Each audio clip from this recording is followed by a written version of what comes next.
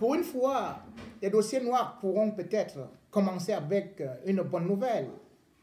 Oui, le Cameroun est en passe d'organiser la CAN 2019 qui a glissé en 2020, qui a glissé en 2021 et qui sera certainement organisée en 2022, en janvier plus précisément, puisque l'accord cadre a été signé vendredi au Palais des Sports entre la partie camerounaise et la Confédération africaine de football. Ce document devrait être signé un an avant l'ouverture de la cérémonie.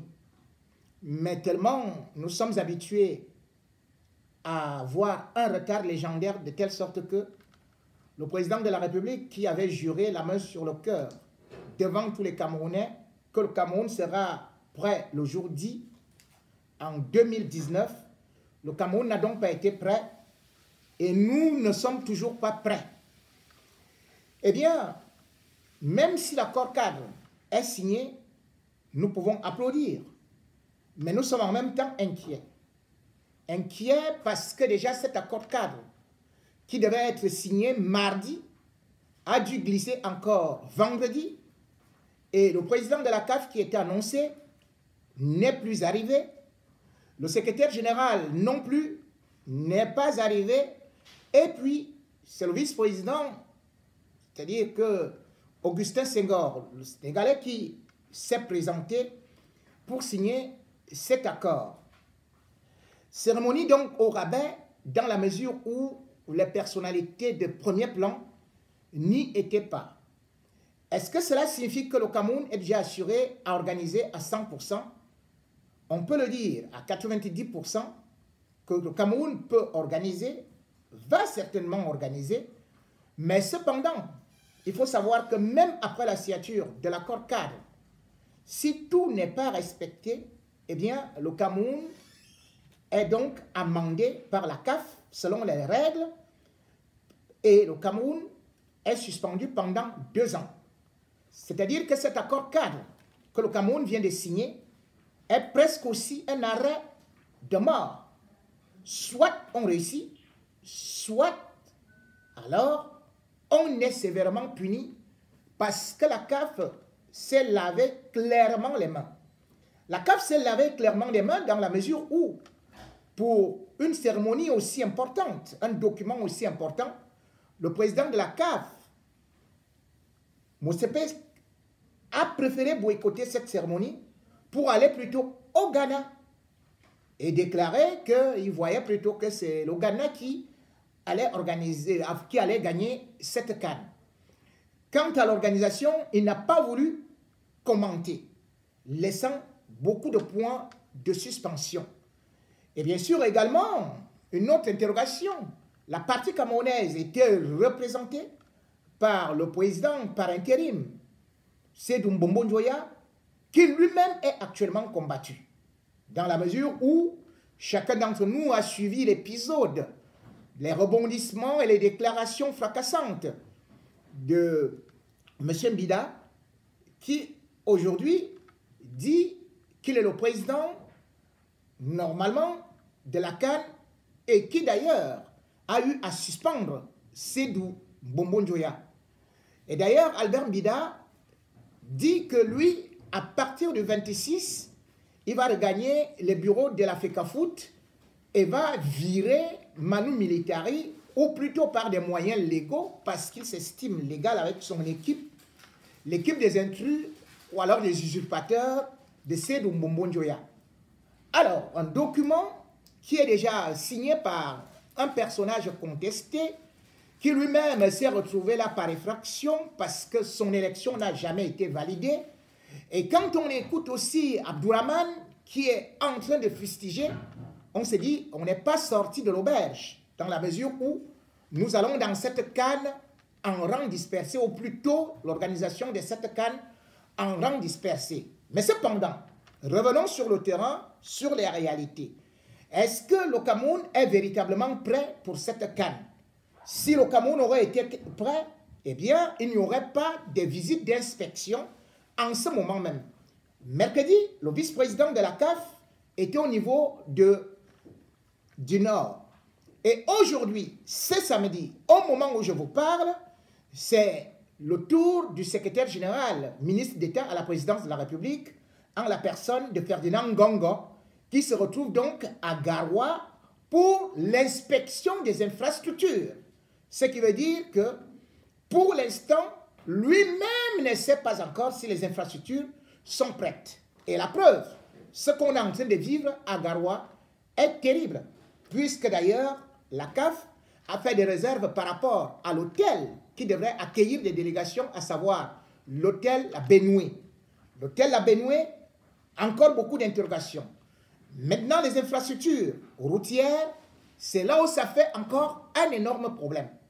C'est jeudi, je dis bien jeudi, à la veille de la signature de l'accord cadre, c'est là où le gouvernement camerounais songe à rembler les routes, à combler ce qu'ils appellent, par exemple, les nids de poules entre le carrefour RDPC et bien sûr l'autre carrefour où on appelle le jour. Et là, on se rend compte que c'est une entreprise qui vient d'être embauchée, puisque les travaux avaient été arrêtés depuis fort longtemps.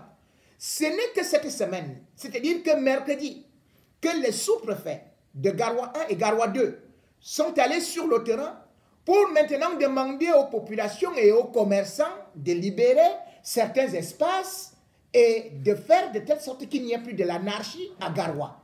Donc c'est à cet instant, à la veille de la signature d'une CAN qui devait avoir lieu en 2019, c'est là où on s'apprête maintenant à bitumer les routes, à organiser les marchés, à mettre un certain nombre de choses et même à aller visiter les hôpitaux, puisque le ministre secrétaire général, le ministre d'État secrétaire général à la présidence, Ferdinand Ngongo, qui est avec une forte délégation, va aussi descendre dans les hôpitaux. Dieu seul sait si Ngongo connaît ce que c'est qu'un microscope. Dieu seul sait si Ngongo sait ce que veut dire, par exemple, une salle d'opération. Dieu seul sait si Ngongo connaît ce qu'il y a dans un laboratoire, ou alors Diouf qu'on est parti prendre au Sénégal, ou alors peut-être les anciens lions, peut-être Rigobert Song, comme il a fait un AVC, il va nous expliquer que peut-être qu'il est un médecin habilité à pouvoir commenter les infrastructures sanitaires. Ou peut-être Alioune Boukar, qui est un grand gardien de but, qui pourra donc peut-être se substituer en ingénieur de génie civil. Toujours est-il que nous sommes donc à l'attente, et à l'instant où je vous parle, c'est là où les camions d'une entreprise BTP qui arrivent là et qui commencent maintenant à bénir le bitume. Vous vous rendez compte? C'est maintenant qu'on commence donc à vouloir bitumer les routes. Il y a eu, et ils ont commencé cela jeudi, c'est-à-dire à la veille de la signature de l'accord cadre de la CAF. C'est là où jeudi, ils viennent avec cette entreprise qu'ils appellent Croisière, entreprise BTP Croisière. Donc, parce que nous sommes à la croisée des chemins, ils choisissent une entreprise qu'on appelle Croisière et ils disent maintenant, nous allons bitumer les routes. Est-ce qu'ils iront à terme? Il nous reste combien de jours? La situation n'est pas du tout maîtrisée. Et pourtant, Dieu seul sait quel budget le Cameroun a dépensé pour l'organisation de cette CAN. Dieu seul sait combien d'argent le Cameroun a investi pour les infrastructures. Mais qu'on se retrouve aujourd'hui que cet argent avait été sorti depuis fort longtemps et que l'argent est terminé, on ressort de l'argent, on va encore puiser et on va faire encore des prêts. Alors là, après la CAN, puisqu'elle ne durera que moi, il faudrait bien serrer les ceintures. Serrer les ceintures dans la mesure où, par exemple, cette entreprise vient de poser un autre défi. Ce défi qui n'était pas prévu, alors qu'on est déjà presque à 2000 voire 3000 milliards de dépenses pour la canne. Et ça ne s'arrête pas là. Cette canne également, aujourd'hui, quand on voit à Douala, aujourd'hui même, et d'ailleurs depuis hier, la pénétrante Est est complètement embouteillée. Les travaux qui s'y font sont arrêtés. Et pourtant, l'argent avait été débloqué pour qu'on finisse cette pénétrante depuis des années. Et depuis 2 ans, cette pénétrante n'est pas terminée. Et qu'est-ce qu'on apprend maintenant? Eh bien, que cette pénétrante sera confiée à quelqu'un d'autre, une autre structure. Et cette structure demande encore de l'argent. Et cette structure, c'est qui? McGill. McGill, la même société de Ngongo, qui est en train de peiner actuellement à finir le stade Olembe, le stade Paul Biya. Vous vous rendez compte qu'on a payé de l'argent à une entreprise chinoise qui porte le nom de Wessiet. De Wessiet, plutôt. Donc c'est un Wessiet. Et cette entreprise, après avoir touché de l'argent, est déclarée en faillite en 2019. Une entreprise chinoise qui l'avait choisie, eh bien, c'est le ministre d'État, secrétaire général à la présidence. Et cette entreprise, comme tous les autres marchés, c'est le gré à gré. L'argent est terminé de ce côté-là, on va prendre une autre entreprise. Ce n'est pas qu'elle vient gratuitement. Qu'est-ce qu'on en prend? Le 17 septembre 2021, le Cameroun est donc parti s'endetter pour que cette entreprise-là puisse poursuivre les travaux. Et ces travaux s'élèvent à combien? Le Cameroun, donc, par le truchement, toujours, du ministre d'État, secrétaire général à la présidence, est donc parti encore s'endetter auprès de Standard Chartered Bank. À combien? 89 milliards, 100 millions de francs CFA pour cette entreprise. Et ça ne s'arrête pas là. Ils sont repartis encore, M. Ngongo, prendre de l'argent dans une autre banque aux Pays-Bas. Cette banque qui maintenant est, ce qu'on peut dire, sponsorisée ou alors est avalisée par l'agence export britannique UPEC. Voilà donc comment est-ce que nous fonctionnons. Et ça ne s'arrête pas là. On repart auprès de la société commerciale de banque, la SCB. Encore le secrétaire général de la présidence. Il va contacter une banque, une autre dette là-bas, à hauteur de, tenez-vous tranquille, 10 milliards 100 millions. Pour quelle entreprise? McGill. Toujours McGill. La seule société qu'on nous a présentée comme étant canadienne, mais qui est gérée par un Français. Et c'est Ngongo qui est venu avec cette entreprise. Et cette entreprise, c'est elle qui est dans tous les marchés actuellement au Cameroun. Il n'y a pas d'appel d'offres. Où a-t-on vu ça? Ça fait donc que McGill, c'est-à-dire que Ngongo et ses amis, viennent de frapper encore à l'État du Cameroun. Plus de 100 milliards de francs CFA dans un pays où il n'y a pas de l'eau, il n'y a pas d'électricité. Dans son propre village à Minta, vous avez pu le constater que les populations criaient là-bas, pleuraient. On dit qu'elles allaient depuis 17 ans, n'ont pas vu l'électricité. Au lieu de mettre de l'électricité, eh bien, la canne est une occasion pour constituer un trésor de guerre afin de prendre le pouvoir après Biya. La canne, beaucoup de Camerounais, y compris moi, je suis d'abord un journaliste sportif. Ça devrait apporter normalement une plus-value. Mais le problème aujourd'hui, c'est que ça apporte au Cameroun une moins-value. Parce que le Cameroun s'est terriblement endetté. Le Fonds monétaire international vient d'alerter encore l'opinion publique sur l'endettement du Cameroun. Même si le Fonds monétaire international dit que le Cameroun pourra rembourser ses dettes parce que le Cameroun a beaucoup de matières premières, Mais encore, le rapport de cette semaine de la BEAC nous fait comprendre que le Cameroun est endetté pour 10 000 milliards 687 millions de francs CFA. Ce n'est pas Ngongo qui va rembourser ça. C'est toi qui me regardes qui va rembourser ça. Parce que lui, il sera très riche. Toute sa famille, pendant des générations et des générations. Toi, tu danses qu'il y a la canne. Mais c'est une canne à sucre pour Ngongo et ses amis. C'est une canne amère pour nous autres qui allons boire la tasse après la canne. C'est une galère qui va suivre lorsqu'il faudrait rembourser ses dettes, au point qu'on pourrait peut-être même vendre le Cameroun. C'est difficile dans la mesure où aujourd'hui le projet phare de cette canne devait être le complexe sportif Paul Biya, qui devrait être une œuvre légendaire pour ses 40 ans de pouvoir. C'est avec cela qu'il devait écrire l'histoire. Mais quand on voit aujourd'hui le stade Paul Biya, où justement Ngongo est parti enlever Pichini et est parti mettre ses amis de McGill, mais on se rend compte que le stade Paul Biya n'est toujours pas prêt.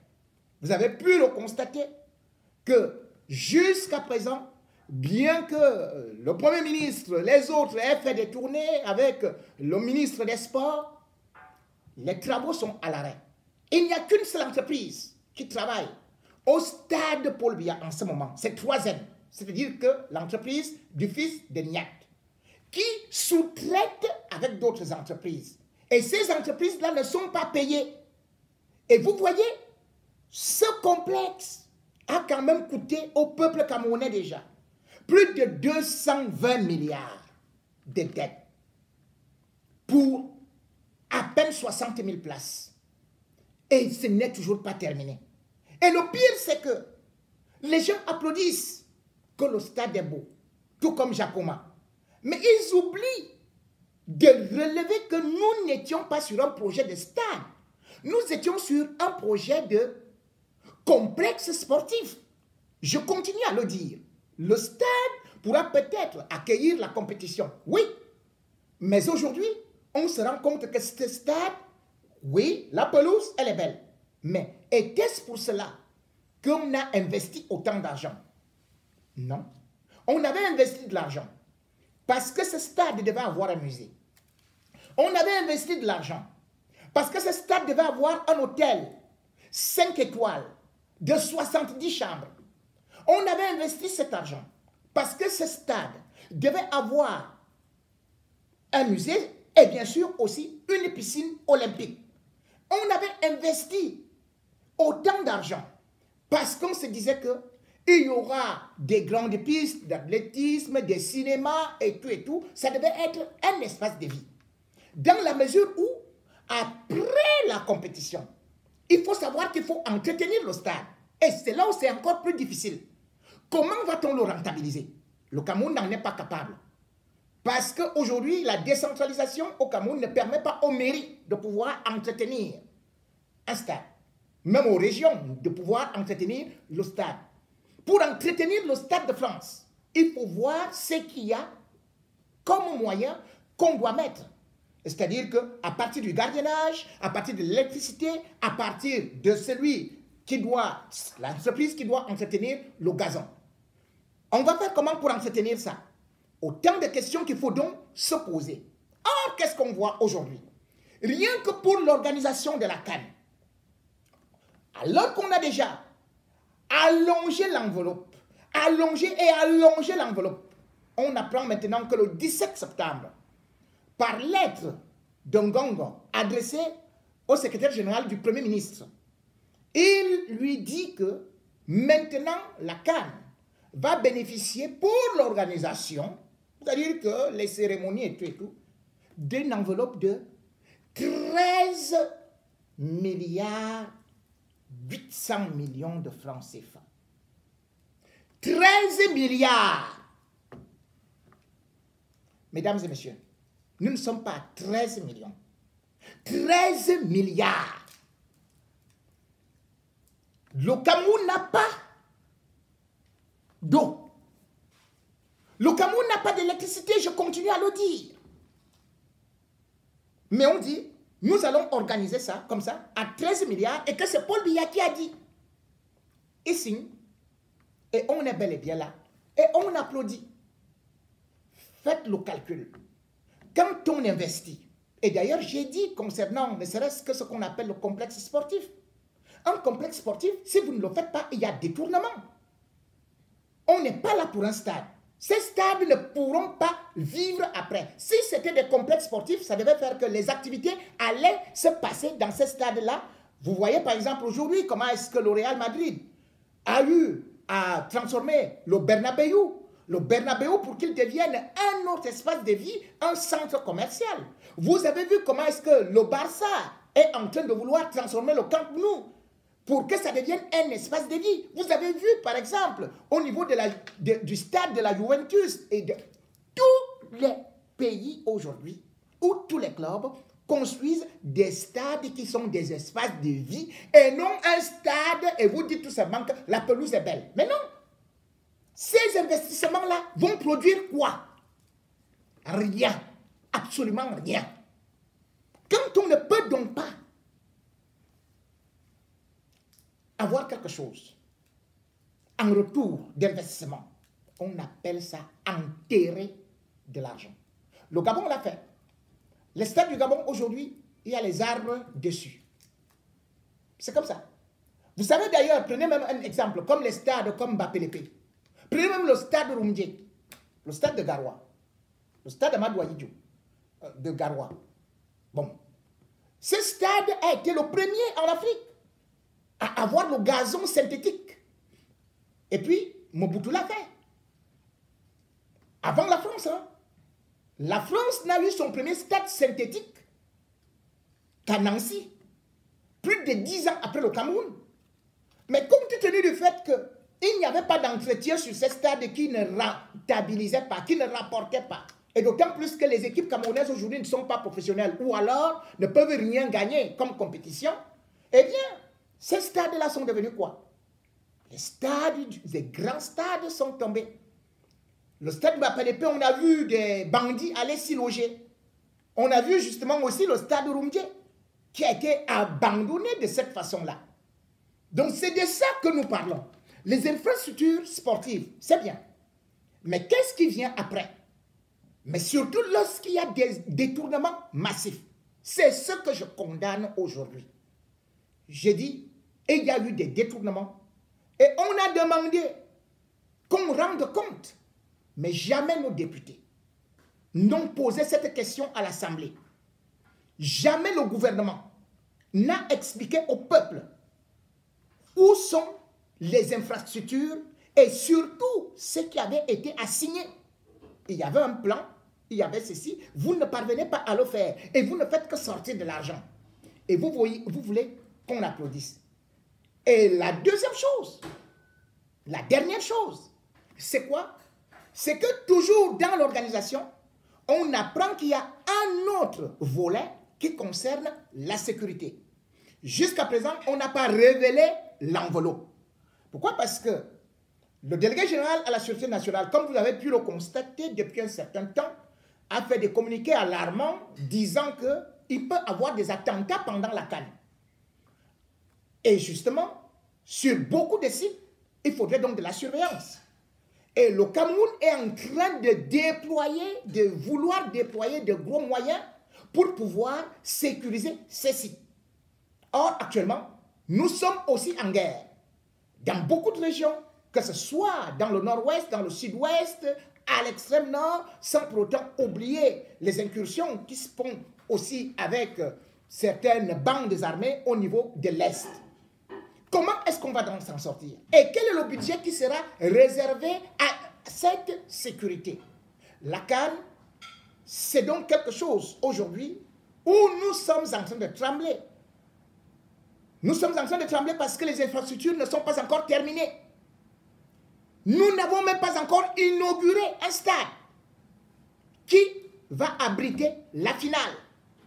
ce stade devait être inauguré en octobre 2018. Nous sommes en octobre 2021.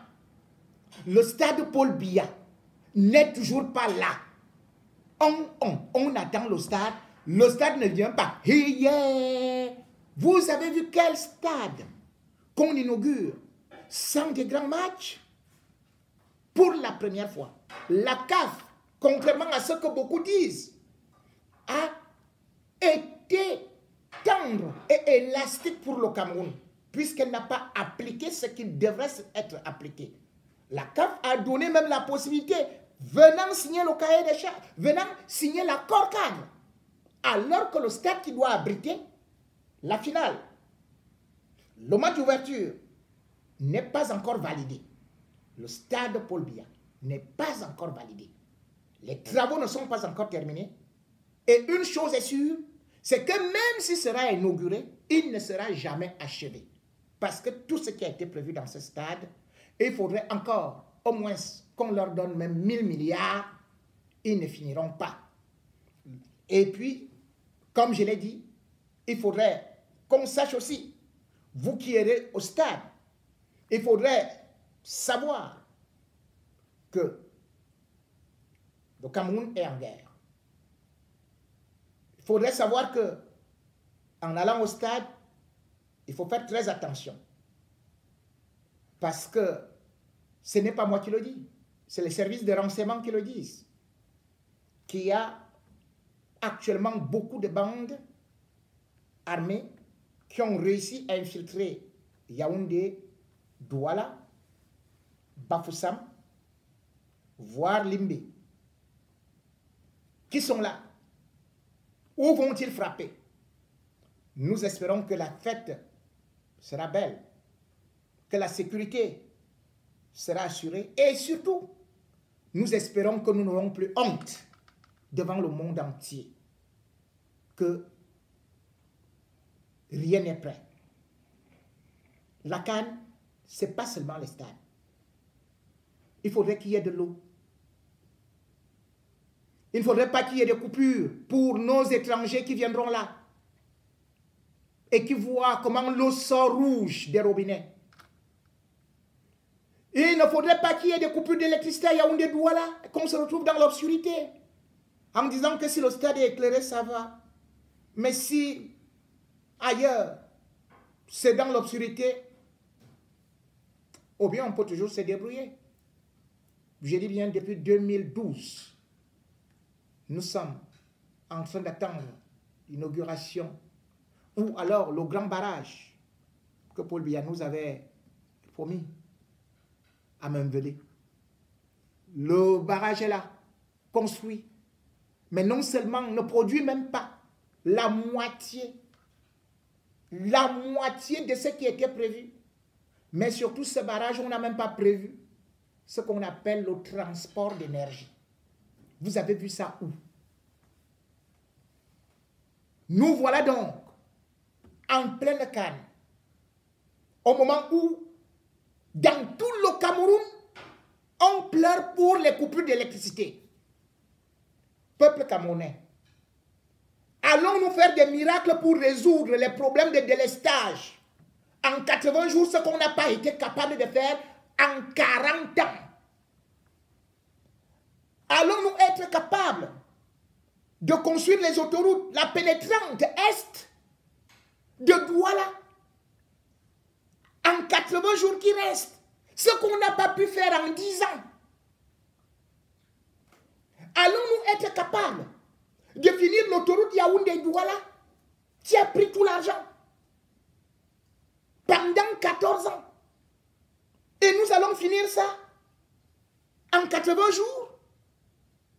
Allons-nous être capables de résoudre les problèmes d'insécurité lorsqu'on sait qu'à Yaoundé, on peut agresser, on peut arracher même les cheveux, les perruques d'une femme à Douala? Allons-nous être capables de faire que Douala soit propre, beau, en 80 jours? Croyez-vous que les invités, les touristes, viendront de l'avion pour atterrir directement au stade, sans regarder les marécages, les nids de poules et tout ce qui est tout autour. C'est aussi ça l'image du Cameroun. Le Cameroun n'est pas un pays seulement des stades. Il faut regarder tout l'environnement. Il faut regarder tout ce qui va se passer. Et c'est sur ça qu'on va nous noter également. Le Cameroun, quand vous organisez un tel événement, sachez que vous êtes exactement comme le dit un proverbe africain.